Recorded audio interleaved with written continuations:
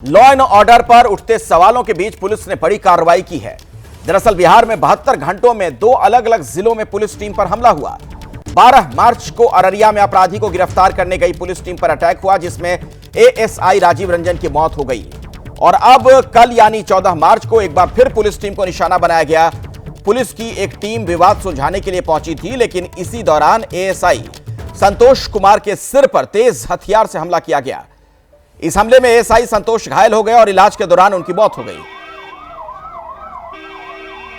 इस मामले में पुलिस ने बड़ा एक्शन लिया है। पुलिस गिरफ्तार आरोपी की निशानदेही पर मुख्य आरोपी को गिरफ्तार करने जा रही थी। इसी दौरान पुलिस की गाड़ी का एक्सीडेंट हो गया। पुलिस का कहना है कि आरोपी गुड्डू यादव ने इस दौरान भागने का प्रयास किया। पुलिस से हथियार भी छीन लिया था उसने, जिसके बाद पुलिस ने जवाबी कार्रवाई की और गोली आरोपी के पैर में लगी है। अब जाकर इस मामले में पुलिस सख्त नजर आ रही है। वहीं मुंगेर के एसपी सैयद इमरान मसूद ने इस घटना को लेकर क्या जानकारी दी, वो आपको सुनवाते हैं। सुबह में पूछताछ के क्रम में जो अन्य अपराधी हैं इस घटना में शामिल, उनकी पूछताछ के लिए और उनकी अरेस्टिंग के लिए इनके द्वारा बताया गया कि उनकी अरेस्टिंग ये लोग जान रहे हैं कहाँ पे है। जाने के क्रम में जो इनकी गाड़ी थी, वहाँ पे कुछ बकरी के बच्चे वगैरह रास्ते में आए तो एक पेड़ से जा टकरा गई इनकी गाड़ी, और टकराने के बाद जो पुलिसकर्मी थे वो भी घायल हो गए, चोट आई है सभी को। और इसी का फ़ायदा उठा के जो गुड्डू यादव है उसके द्वारा एक सिपाही का राइफल छीना गया और कॉक करके इन लोगों पर ताना गया और भागने का प्रयास किया गया। एसएचओ के द्वारा उसको वार्निंग दिया गया। वार्निंग के बाद जो है अगर वो नहीं माना जब तो नियंत्रित फायरिंग किया गया आत्मरक्षा, और जिससे गुड्डू यादव के पैर में गोली लगी है। और अभी सदर अस्पताल में जो अभियुक्त है गुड्डू यादव, उसका इलाज चल रहा है, और जो पुलिसकर्मी एक्सीडेंट में घायल हुए हैं उनका भी इलाज सदर अस्पताल में। कितने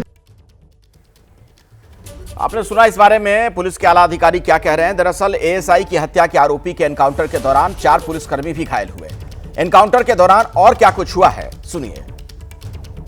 राजू बाकरपुर बगीचा में मिल जाएगा, चलिए। तो हम लोग अपना 2 गाड़ी से टीम लेके निकल गए। गाड़ी जो पैर में जो टकरा गया ना, जो बोला गुड्डू धंक मतलब ऐसा करने लगा कि उसको काफ़ी चोट लग गया है। तो उसको चोट देखने के लिए हमारा सिपाही नीचे उतार लिया। हम तो अपने चोट लगा वो तो आगे हम बोनट की तरफ हो गए थे। तब तक में वो उसका राइफल खींच के हमें पहचान गुड्डू गुड्डू के पैर में गोली लगी है। हाँ, उसके पैर में एक चक्र हम आत्मरक्षार्थ गोली मारे। आइए इसी खबर पर कुछ और जानकारी लेते हैं। सीधे मैं आपको पटना लिए चलता हूं। शशांक कुमार मेरे सहयोगी इस वक्त हमारे साथ जुड़ गए हैं। शशांक, कुल मिलाकर पुलिस की जो सख्ती है, अभी वाकई में ऐसा लग रहा है कि इसकी आवश्यकता थी। जिस तरीके के हालात वहां बनते जा रहे थे पिछले कुछ दिनों में, ऐसा लगा कि खाकी वर्दी वालों का कोई डर नहीं रह गया बदमाशों में। और क्या कुछ पता चल पा रहा है, क्या जानकारी और मिली है? एक तरफ डिप्टी सीएम विजय सिन्हा ने एबीपी न्यूज़ से बातचीत में साफ कहा है कि अपराधी जिस भाषा में समझेंगे उसी भाषा में समझाया जाएगा, सीधा निर्देश है। और उसके कुछ देर के बाद मुंगेर से खबर आती है कि आरोपी गुड्डू यादव का एनकाउंटर हुआ। पुलिस भले कुछ तर्क दे, लेकिन मैसेज सीधा है अपराधियों को कि सुधर जाइए वरना आपको आपकी भाषा में समझाया जाएगा। देखिए, अभी तो पुलिस ये थ्योरी दे रही है कि गाड़ी दुर्घटनाग्रस्त हो गई। 4 आरोपियों को गिरफ्तार किया गया है जो पुलिस वाले की हत्या हुई उसमें, जिसमें एक का नाम गुड्डू यादव भी है। तो इन लोगों से जब पूछताछ हुई तो अन्य आरोपियों के बारे में जानकारी मिली। तो इन लोगों को लेकर पुलिस की टीम उन लोगों को पकड़ने जा रही थी। तभी पुलिस का कहना है कि गाड़ी दुर्घटनाग्रस्त हो गई और उस दौरान गुड्डू यादव पुलिस का राइफल ले लिया। तो पुलिस की तरफ से उसको समझाने की कोशिश की गई, लेकिन वो समझा नहीं। तब पुलिस ने उसके पैर में गोली मारी। तो सीधा इसको आप हाफ एनकाउंटर कर सकते हैं।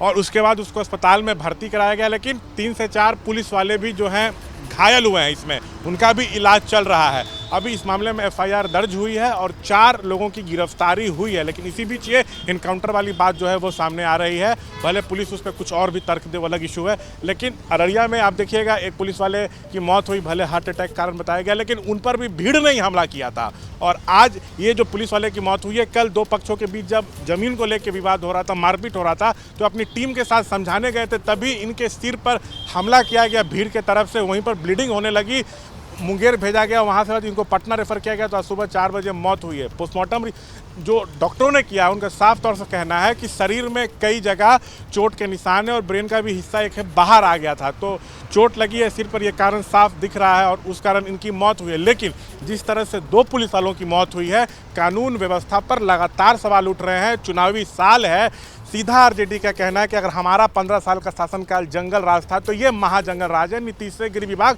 नहीं संभाल रहा है, तो लॉ एंड ऑर्डर सवालों के घेरे में है। लेकिन इसी बीच पुलिस एक्शन में है और ये गुड्डू यादव का एनकाउंटर हुआ है। जी ठीक है शशांक, मैं दोबारा भी लौटूंगा आपके पास, आगे भी आपसे जानकारी लेंगे। दरअसल मुंगेर एएसआई की हत्या से जुड़ी एक और बड़ी खबर आ रही है, आपको दे दें एक बड़ा अपडेट। एएसआई की पोस्टमार्टम रिपोर्ट में कुछ महत्वपूर्ण जानकारियां निकलकर सामने आई। बेरहमी से हत्या की गई थी एएसआई की, यह रिपोर्ट साफ तौर पर इशारा करती है। 4 जगहों पर चोट के निशान पाए गए हैं, गहरे निशान है वो, शरीर पर भी जख्म के निशान। जानकारी यह भी है कि पिटाई करने के बाद करीब 30 मीटर तक एएसआई को घसीटा गया।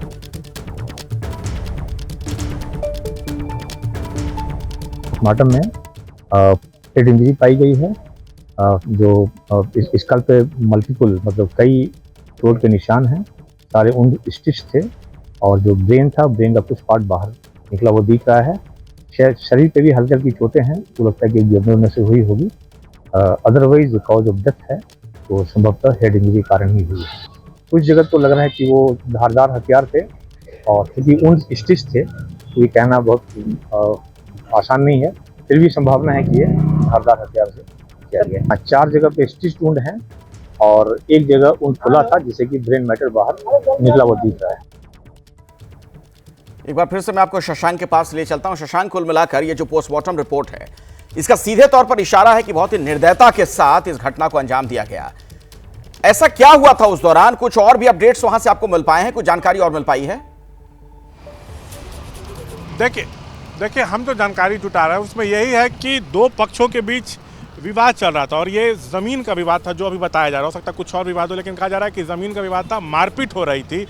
पुलिस की टीम वहाँ पहुँची, एएसआई जो थे जिनकी मौत हो गई है संतोष सिंह 112 पर काम कर रहे थे, तो इन लोगों को सूचना मिली, लोग वहाँ पहुँचे तो भीड़ बहुत आक्रोशित थी, आपस में मारपीट हो रही थी। तो इन लोगों ने रोकने की कोशिश की, समझा बुझाकर मामले को शांत कराने की कोशिश की। कुछ हद तक सफलता मिल भी गई थी भीड़ को कंट्रोल करने में, लेकिन उसी समय इन पर कुछ लोगों ने पीछे से सीधा सिर पर हमला कर दिया और वहीं पर ये बेहोश हो गए, जिस तरह की बात सामने आ रही है, और सिर से काफ़ी खून बहने लगा। तो आनन फानन में इनको पहले मुंगेर के अस्पताल में ले जाया गया, फिर वहाँ से तुरंत में पटना के एक हॉस्पिटल में रेफ़र किया गया, जहाँ इलाज के दौरान सुबह 4 बजे इनकी मौत हो गई। लेकिन सवाल ये है कि आखिर अपराधी इतने बेखौफ कैसे हो गए हैं? क्यों नहीं उनको पुलिस का डर? आखिर पुलिस पर वो हमला करने की कैसे सोच लेते हैं? सवाल ये है, कहाँ कमी है? सरकार में कमी है, कहाँ कमी है उसको बिल्कुल आप सही कह रहे हैं कि जब कानून के जो रखवाले हैं उन्हीं पर इस तरीके से हमले होने लगेंगे, फिर आम लोग कहां तक वहां महफूज हैं, सुरक्षित हैं? ये तो एक बहुत बड़ा सवाल है।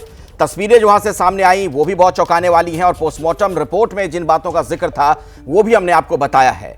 पुलिस पर हमला किया गया, एएसआई की जो हत्या हुई, 2 पक्षों के बीच विवाद, डायल 112 पर शिकायत की गई थी, विवाद सुलझाने के लिए पुलिस पहुंची थी, लेकिन उसी दरमियान इन पर हमला कर दिया गया एएसआई संतोष कुमार पर।